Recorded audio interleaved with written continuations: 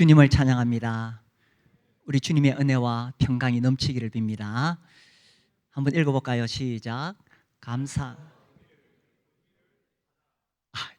저 위에 표. 감사하면 시작. 감사하면 행복해집니다.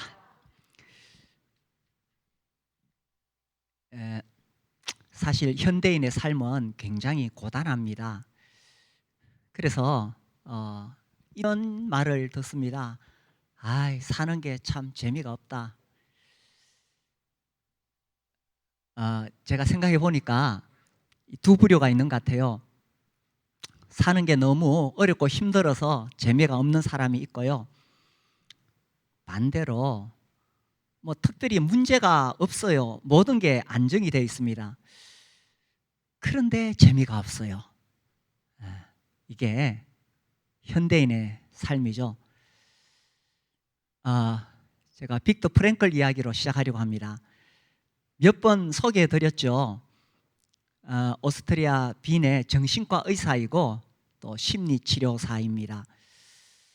이 사람이 좀 특별한 경험을 하죠. 나치 수용소에서 3년을 수없이 그 죽을 고비를 넘기고 말할 수 없는 육체적인 고통을 당하게 됩니다. 사람이 이런 극한 상황에 가면 인생에 대한 통찰력이 생기잖아요. 그래서 이 죽을 고비를 넘기면서 산다는 게 뭔가, 또 죽음은 무엇인가, 이런 것에 대해서 남다른 통찰력을 얻게 됩니다. 고통이 뭔가, 인간이라는 게 도대체 뭐냐. 본래 정신과 의사니까 사람들을 치료하고 또 상담하는 게 이 사람의 전문이지만, 이런 특별한 그 상황을 자기가 몸소 겪으면서 더욱 여기에 대한 해답을 찾아갑니다. 그래서 이제 이분이 나중에 2차 세계대전 끝나고 나서 로고테라피라는 정신치료 기법을 이제 개발해서 사람들을 상담합니다. 이제 뭐냐면은 삶에서 의미를 찾아라 하는 겁니다.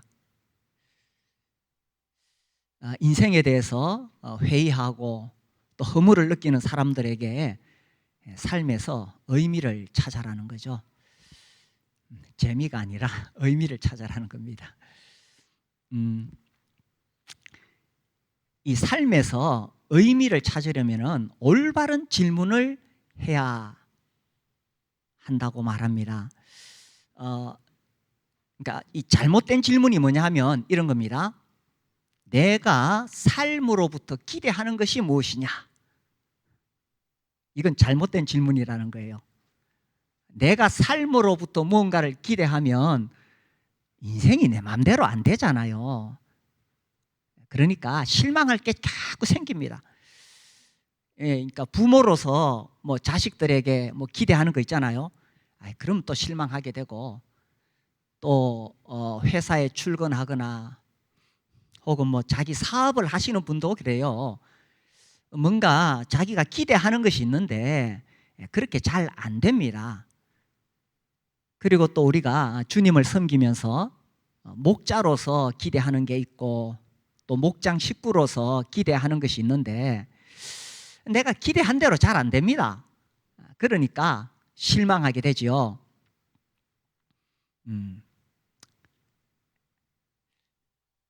그리고 또 산다는 게 힘들잖아요. 온갖 문제들이 많이 생깁니다. 그리고 말씀드린 대로 그 반면에 저 사람은 아무 문제가 없을 것 같아. 그런 사람들 있죠. 누가 봐도 이거 사업도 잘 돼, 자식들도 잘 돼, 몸도 건강해, 주위에 친구들도 많아. 아무 문제가 없을 것 같아요. 참 부럽지요. 그런데 막상 그 사람도 이 현대인의 삶은 고단하다는 것입니다. 이 재미가 없어요. 그리고 이제 모든 게 안정되어 있기 때문에 오히려 이 사는 게 재미가 없으면은 더 우울해집니다. 이게 현대인이라는 거예요. 그래서 빅터 프랭클의 이야기가 제가 아주 와닿습니다. 삶에서 의미를 찾지 못하면은 정말 재미가 없다는 거예요. 그러면 올바른 질문은 뭐냐? 삶이 내게 기대하는 것이 무엇이냐? 이렇게 질문하러 갑니다. 우리 청소년들 좀 무슨 이야기 이해되죠? 예. 구원받으면 이게 인생에 대한 통찰력이 생겨요. 예. 삶이 내게 기대하는 것이 무엇이냐? 이제 뭐 풀어서 이야기하자면 이제 부모의 입장에서 볼 때 삶이 부모인 내게 기대하는 게 뭐지? 그게 있다는 거예요.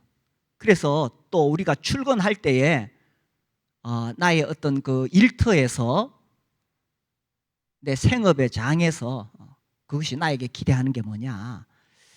또 목장 식구로서 또 목자로서 삶이 내게 기대하는 것이 뭘까? 그렇게 질문하는 것이 올바른 질문이라는 겁니다. 그렇게 질문하면은 내가 실망하지 않고 삶이 내게 기대하는 것에 대한 의미를, 삶의 의미를 내가 찾아갈 수 있다는 거죠. 또 그 반대쪽에 있는 사람에 대해서도 말씀드렸죠. 사는 게 아무 문제가 없어. 뭐 자식도 잘 되고 사업도 잘 되고 뭐 몸도 건강하고 뭐 아무 문제가 없어. 그런데 그러다 보니까 재미가 없으니까 더 재미있는 걸 또 자꾸 찾아가게 돼요. 근데 더 재미있는 건 없어요. 계속 뭐 좋은 일이 생깁니까? 그렇지 않죠, 인생에. 그러니 삶이 고단해요. 아무 문제가 없는 사람도. 그런 사람에게도 삶의 의미를 찾아야 된다는 겁니다. 그렇지 않으면 아무 문제가 없는 것 같은데 인생이 우울하다는 거예요. 그래서 삶에서 재미를 찾는 것이 아니라 의미를 찾아라. 근데 이게 결국 우리가 삶의 의미를 어디서 찾을 수 있느냐는 것입니다. 내가 존재하는 목적, 내가 무엇을 위해 사는가? 결국 우리가 다 이거 고민하잖아요. 내가 살아가는 의미가 무엇일까? 이 궁극적인 내 인생의 본질에 관한 그 질문에 대해서 어디서 답을 얻을 수 있느냐는 것입니다. 결국 창조주 하나님께로 갈 수밖에 없어요. 네, 그렇죠. 여기 마이크가 이게 왜 존재하느냐? 이 마이크가 왜 존재하는지 고민했습니다. 어디 가서 답을 얻어요? 이 마이크를 만든 사람에게 가서 물어보면 돼요. 왜 나를 만들었습니까? 그러면 마이크를 만든 사람이 목적이 있을 거 아니에요. 우리 인생도 마찬가지입니다. 결국 나의 존재의 목적, 내 삶의 의미는 어디서 답을 얻을 수 있느냐? 창조주 하나님께 나아가는 거지요. 제가 지난주에 빅터 프랭클의 그럼에도 삶의 예라고 답할 때 하는 책을 뭐 읽다가 재밌는 내용이 나와요. 이런 말을 합니다. 오늘날 사람들이 이 삶의 의미를 찾기 위해서 성직자에게 가지 않고 병원에 간다. 뭐 이분이 기독교를 이렇게 탁 말하기가 곤란하니까 뭐 성직자라는 표현을 썼어요. 그 말은 하나님에 대해서 잘 알고 있는 사람에게 찾아가지 않고 병원에 가서 의사에게 상담을 한다는 거죠. 물론 우리가 병원의 도움을 받아야 됩니다. 그죠? 몸에 이렇게 병이 나거나 또 정신적으로 이렇게 병이 나면 병원에 가서 도움을 받아야 됩니다. 그런데 제가 말씀드리는 것은 이 궁극적인 삶의 목적, 나의 존재의 의미는 어디 가서 찾을 수 있느냐는 겁니다. 결국은 나를 만드신 창조주 하나님께 갈 수밖에 없다는 거죠. 그전에는 어디서 답을 얻을 수가 없습니다. 사는 것 자체가 고단하고 힘들고 또 아무 문제가 없는 것 같지만 거기서 만족할 수 없는 것이 우리 인생입니다. 그래서 결국은 창조주 하나님께 갈 수밖에 없는 거죠. 이제 우리가 살다가 이 마음에 어려움이 생기거나 문제가 생기면 이제 전문가를 찾아가서 상담을 합니다. 그래서 이 전문가의 도움을 받을 필요가 있습니다. 그런데요, 이제 우리 교회가 가정교회 목장을 하잖아요. 제가 이 목장에 대해서 연구하며 또 가정교회에서 대해서 배워갈수록 이게 정말 귀찮은 겁니다. 이걸 좀 더 정확하게 좀 적나라하게 표현하자면 우리 하고 있는 목장이 제대로만 되면은 이게 진짜 기똥찬 겁니다. 이 가치를 지금 잘 모르실 수 있는데, 저도 대학원 다니면서 뭐 상담에 대해서 뭐 심리학 공부 많이 강의 듣고 책도 많이 봤거든요. 근데 그분들의 이야기가 진짜 해결은 전문가를 만나는 것보다는 집단 상담을 통해서 해답이 주어진다, 해결된다는 거예요. 목장만큼 좋은 집단 상담의 자리가 없습니다. 거기 가면 서로 신뢰하는 관계 속에서 마음에 있는 이야기를 다 할 수 있잖아요. 거기서 치료가 일어나요. 그래서 제가 진짜 오늘 이 시간에 우리 성도들에게 호소합니다. 우리 목장을 살리세요.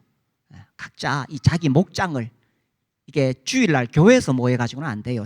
평일날 집에서 모여야 돼요. 집에서 같이 밥을 먹고, 그 목장이 살아나서 이게 이제 하루아침에 되는 게 아니고 목장이 꾸준히 1년, 2년, 3년, 4년 이렇게 세월이 흘러가면서 점점 서로에 대한 신뢰가 생겨야 돼요. 그러면서 속에 있는 이야기가 서로 오갈 때 거기 치유가 일어나요. 진짜 목장만큼 좋은 게 없어요. 이 좋은 걸 어떻게 말해야 될지 모르겠네. 우리 목자님들, 목녀님들에게 제가 진심으로 호소합니다. 주위에 방황하는 영혼들이 얼마나 많이 있습니까? 삶의 의미를 찾지 못해서, 심지어 목장 식구들 중에서도 방황할 수 있습니다. 그분들을 진심으로 도와줄 수 있는 곳은 목장입니다. 그래서 그곳에 가서 함께 삶을 나누고, 무엇보다 그들이 거기서 예수님을 만날 수 있도록, 창조주 하나님을 만날 수 있도록 그렇게 안내할 수 있다면 삶이 목자인 나에게 기대하는 것이 무엇인가? 이 삶의 의미가 이루어지는 거예요. 그래서 우리가 하고 있는 이 목장이 얼마나 놀라운가 하는 거예요. 그래서 삶에서요, 재미를 찾는다. 뭐 재미있는 일이 있을 때도 있어요, 그죠? 뭐 직장에서 승진하고, 뭐 자녀가 상을 받아오고, 그럼 재밌어요. 감사해요, 좋아요. 그러나 늘 그런 게 있는 건 아닙니다. 그래서 삶의 의미를 찾으려면 올바른 질문을 해야 돼요. 삶이 나에게 기대하는 것이 무엇인가? 결국 나를 만드신 하나님께 갈 수밖에 없다는 이야기입니다. 우리가 살다 보면 사실 어렵고 힘들 때가 있죠. 오늘 우리가 성경 본문에 읽어보니까, 바울과 실라가 참 너무나 큰 시련을 당합니다. 옷을 찢어 벗기고 매로 치라. 이거 얼마나 인격적인 모멸감을 느끼겠어요. 옷을 찢어 벗기고 매로 치라. 참 이 고대 시대니까 또 이런 일이 있겠죠. 23절에 많이 친 후에 얼마나 고통스럽겠어요. 그래서 24절에 그들을 깊은 옥에 가두고 발을 착고에 든든히 채웠더니, 여기서 말하는 옥, 고대 시대 감옥은 우리가 영화에서 보는 현대 감옥하고 다르죠. 아주 어둡고 습하고 토굴 같은 곳에 집어넣고 도망 못 가도록 발에다 쇠고랑을 채운 겁니다. 참. 그런데 25절에 한밤중에 바울과 실라가 기도하고 하나님을 찬송하며 죄수들이 듣더라. 지금 여기 찬송이 나올 분위기입니까? 어떻게 이들은 기도하고 하나님께 찬송을 할 수 있었겠어요? 이게 바로 삶의 의미를 찾은 사람들의 모습이라는 거지요. 이런 극한 상황 속에서도 징징대지 않았어요. 하나님을 향해 찬송했습니다. 삶의 의미를 찾은 사람들. 그러면 이 사람, 바울과 실라, 이 사람들이 찾은 삶의 의미가 뭐냐? 이 본문에는 직접 나오지 않습니다. 그런데 우리가 바울의 서신서 전반을 읽어보면 매우 선명하게 우리는 알 수 있습니다. 무엇보다도 그들은 예수님을 만났다는 이야기입니다. 죄인의 괴수라고 고백했지요, 바울이.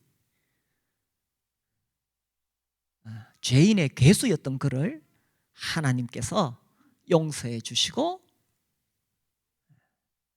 하나님의 자녀로 삼아 주셨습니다. 이것이 얼마나 크고 놀라운 은혜인지 바울 서신을 읽어보면 늘 이 자기가 구원받은 감동이 늘 가슴이 뛰고 있고, 바울이 서신서 써내려가다가 막 감격해서 펜을 멈추고 하나님을 찬송하리로다 이렇게 올라갑니다. 이 십자가의 복음, 구원의 복음은 정말 말할 수 없이 영광스러운 일이죠. 그런데 참 안타까운 것은 이제 구원받고 시간이 지나가면서 이 복음의 영광을 놓치고 있다는 사실이죠. 그냥 뭐 죽으면 천국 가는 거야. 이 구원파시 구원을 어디서 어떻게 좀 영향을 받아가지고, 복음은 그런 거 아니죠. 죽어서 천국 가는 티켓을 얻는 그런 게 아닙니다. 이 복음은 늘 내 가슴 속에서 뜨겁게 요동치는, 우리의 심장을 뜨겁게 하는, 이게 복음의 능력이거든요. 그래서 삶의 의미 어디 가서 찾으실래요? 창조주 하나님께 가는 수밖에 없습니다. 그 하나님께서 나 같은 죄인을 사랑하셔서, 그죠? 독생자를 주시고 저를 믿는 자마다 멸망치 않고 영생을 얻게 하려 하심이라. 그래서 진짜 구원받은 사람은 그냥 구원 공식 이해해서 아는 거하고 달라요. 진짜 구원받은 사람은 분명한 삶의 의미를 예수 그리스도 안에서 찾고 있습니다. 나는 이제 찾았네, 이런 찬송이죠, 그죠? 그동안에 방황하다가 나 이제 찾았네. 그리고 이들이 찬송할 수 있었던 건요,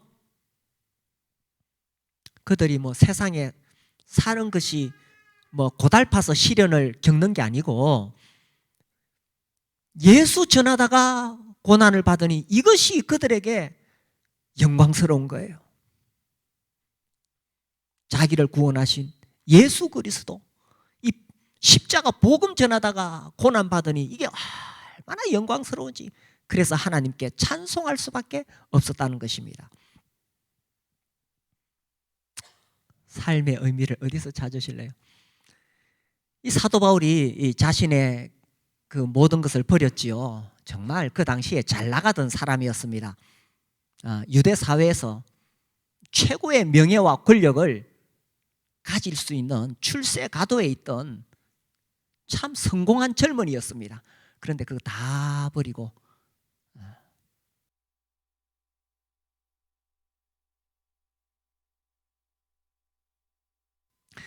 이번에 이 우리 청소년들 오늘도 이제 간증했죠, 그죠? 도대체 필리핀에 뭐가 있길래 거기 갔다 와서 이렇게 변하나? 우리 청소년들이 거기서 어떤 형제님 간증을 들은 것이 많은 영향을 주었어요. 그 형제님 이제 간호사 자격증을 땄는데, 이제 그 형제가 공부하도록 미국에 있는 이모가 계속 학비 대주고 그렇게 공부를 시켰습니다. 필리핀에서 간호사가 된다는 것은 아주 출세의 길이 열리는 겁니다. 영어 하잖아요. 그러니까 미국이나 캐나다로 갈 수 있어요. 그러면 삶의 수준이 확 높아지는 거죠. 그런데 이 형제가 예수님을 믿고 그 길을 포기합니다. 필리핀에서 자기에게 주어진 사역을 감당하기 위해서. 그리고 이제 교사가 되기로 합니다. 미국에 있는 이모가 막 온갖 공격을 다 했습니다. 누가 너를 공부시켰는데 이러면서. 그래서 그 간증을 우리 청소년들이 듣고 굉장히 이렇게 감동을 받았어요. 뭐 사도 바울 이야기는 너무 특별한 이야기지만 아주 가까이 있는 사람이 그렇게 했다는 것에 대해서, 그렇죠, 이 삶의 의미를 발견하면 기꺼이 자기의 것을 내놓을 수 있습니다. 가장 가치 있는 것을 발견했기 때문에. 이 사람들 이 감옥에 갇혀가지고 이렇게 하나님께 찬송했습니다. 시련을 당하면요, 고난을 받으면은 우리가 매우 정직해지고 겸손해집니다. 그렇지 않던가요? 우리 본성이 본래 교만하잖아요. 내 잘난 맛에 살잖아요. 그런데 어려운 일 딱 당하면 참 겸손해지고 정직해질 수밖에 없습니다. 그리고 그 어려움이 진짜 큰 시련이면 정말 인생이 무엇일까? 이 삶의 본질에 대해서 생각하게 됩니다. 산다는 게 뭘까? 내게 있어 진짜로 중요한 게 뭐냐? 내 인생에 진짜로 가치 있는 게 뭐냐? 이런 거를 진지하게 고민하게 됩니다. 큰 시련 속에 들어가면요, 그죠? 그래서 제가 그런 상황이 있었던 사람들의 책을 보면서 이렇게 많은 생각을 합니다. 그래서 이제 빅터 프랭클 책을 제가 뭐 이렇게 있는 대로 좀 찾아서 읽어보고 있어요. 지난주에 그 이지선 씨 책을 또 한번 다시 봤어요. 안 보신 분들은 꼭 보세요. 지선아 사랑해. 그 책 나중에 또 새로 냈거든요.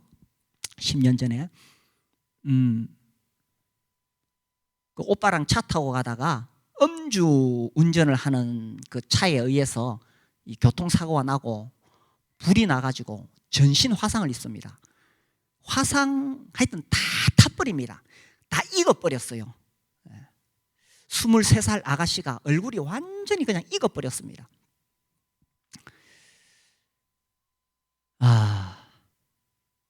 정말 살고 싶지 않겠죠. 제가 이제 그 책을 이번에 다시 보면서 새삼 느낀 게, 그 화상 그 수술을 하는 게 이게 환자에게 진짜 고통스럽다는 거예요. 다른 수술도 물론 힘들지만 이 피부라는 것이 이게 참 그냥 가죽이 아니라는 거예요. 여기 다 숨을 쉴 수 있도록 하나님 만드신 인체가 참 묘하잖아요. 근데 이제 이게 다 타버리니까 다른 곳에 남아있는 곳에 피부를 이렇게 가죽을 벗겨가지고 화상 입은 데 갖다 붙여서 재생을 시키는 거예요. 처음에는 이제 이 사람 죽었다고 의사들이 포기했어요. 뭐 완전히 불타버렸으니까 죽었다고 포기했는데 그 부모가 뭐라도 좀 해달라고 그래서 이렇게 시도를 하다 보니까 안 죽고 살아났어요. 그런 사람을 살린 거예요. 그래서 30번을 수술했습니다. 그러니까 그 수술 받으면서 막 고통, 차라리 죽는 게 낫다는 거죠. 그 수술 고통에 차라리 죽는 게 더 낫다. 그리고 이제 더 심각한 것이 이 아가씨잖아요. 23살 아가씨가 얼굴이 다 이렇게 타버렸는데, 익어버렸는데 이 사느니 죽는 게 낫다는 거예요. 그럼에도 불구하고 그녀가 살 의지를 가진 것, 결국 하나님 앞에서입니다. 우리 가운데 사는 것에 너무 어렵고 힘들어서 삶의 의미를 찾지 못하고 계신다면 진짜 하나님 앞에 나오세요.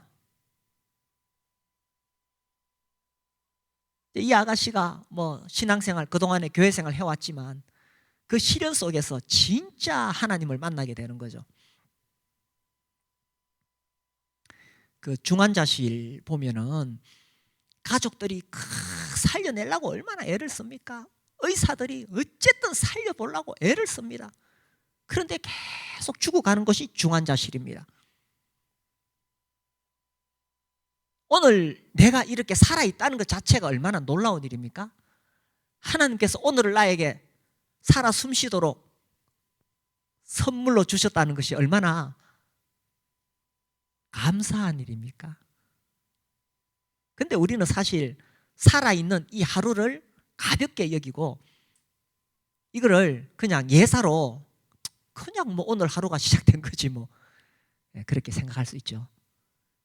그런데 정말 그 중환자실에서 죽어가는 그런 사람들의 이야기를 보면 그렇게 살려내려고 막 그렇게 애를 쓰는데 그런 걸 보면 이렇게 멀쩡하게 숨 쉬고 앉아 있다는 것이 이게 얼마나 놀라운 일입니까? 이 삶의 극한 상황에 갔을 때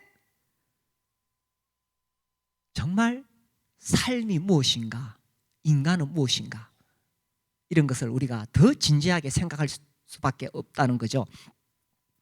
근데 우리가 시련을 당하면 진짜 하지 말아야 될 질문이 있습니다. 왜 나에게? 왜 나에게 이런 일이? 답이 없어요. 욥이 하나님께 묻잖아요. 하나님 왜 나에게 이런 고난이 있습니까? 하나님도 대답 안 해주십니다. 이지선 씨도 그런 질문을 해요. Why me? 왜 나에게 이런 일이? 답이 없죠. 그럼에도 불구하고 이 아가씨가 죽지 않고 살려고 했던 것은 자기가 이런 큰 시련 속에 있지만 여전히 하나님은 나를 사랑하신다.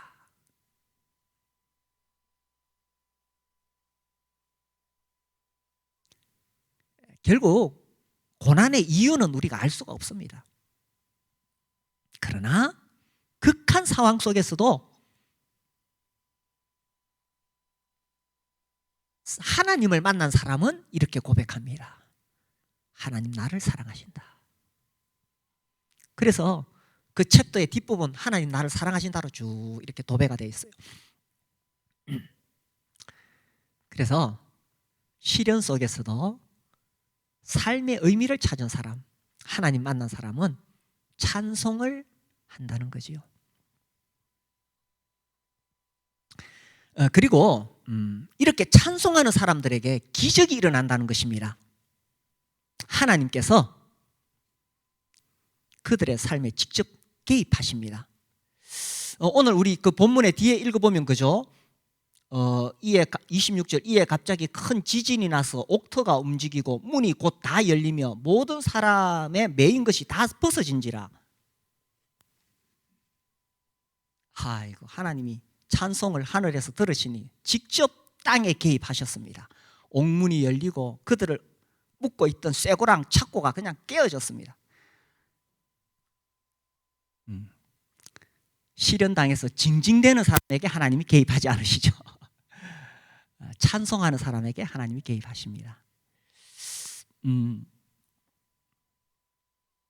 근데 이 기적이 이게 기적이 아니에요. 그 뒷이야기 보면 간수가 놀라가지고 쫓아오죠.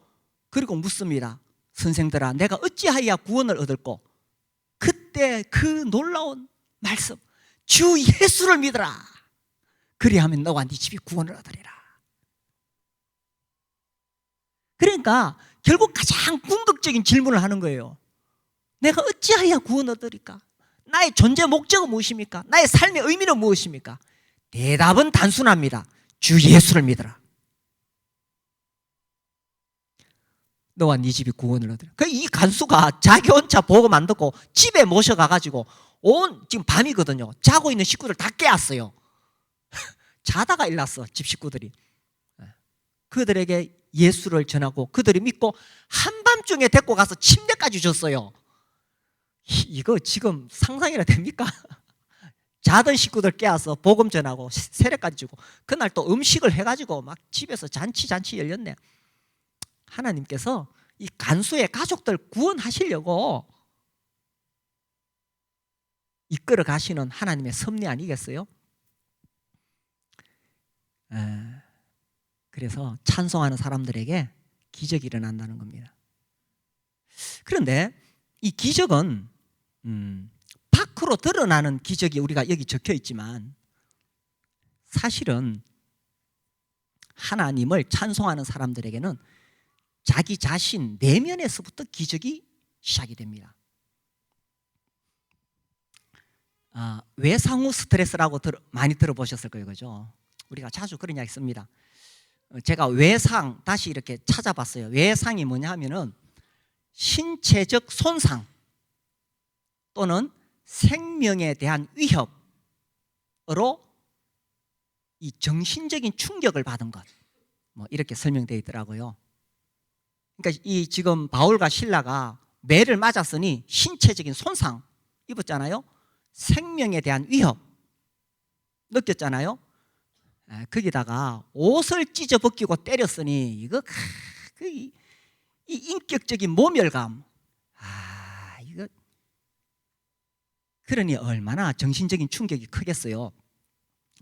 그래, 외상후 스트레스가 뭐냐? 꿈이나 생각을 통해서 이 외상을 반복해서 재경험하는 것이다, 이렇게 설명이 되어 있더라고요.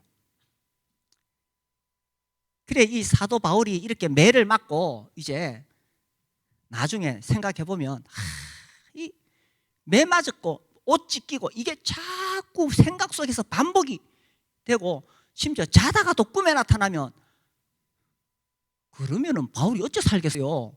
보따리 싸가지고 집에 돌아가야 되겠죠? 그런데 바울에게서는 그런 일이 일어나지 않았어요. 외상후 성장이라는 말이 있습니다. 외상후 스트레스는 자주 듣는데 외상후 성장은 잘 못 들어보셨죠? 외상후 성장이 뭐냐면 큰 시련이나 역경을 겪은 이후에 더 정신적으로 성장해서 강해지는 것을 외상후 성장이라고 하더라고요. 바울과 실라는 외상후 스트레스를 받은 게 아니에요. 외상후 성장을 받았어요. 오늘 제가 뭐 하나님 말씀 전하면서 자꾸 이런 이야기를 해서 죄송한데 설명을 하자니까 자꾸 뭐 이런 용어를 쓰는 겁니다. 사도 바울은요, 그래 옷이 찢기고 매에 맞은 다음에 외상후 스트레스로 쓰러지지 않았어요. 오히려 더 하나님을 찬송했고, 그래서 하나님 개입하시고 더 담대하게 복음 전하고, 이게 삶의 의미를 찾은 사람, 그렇죠? 하나님을 만나고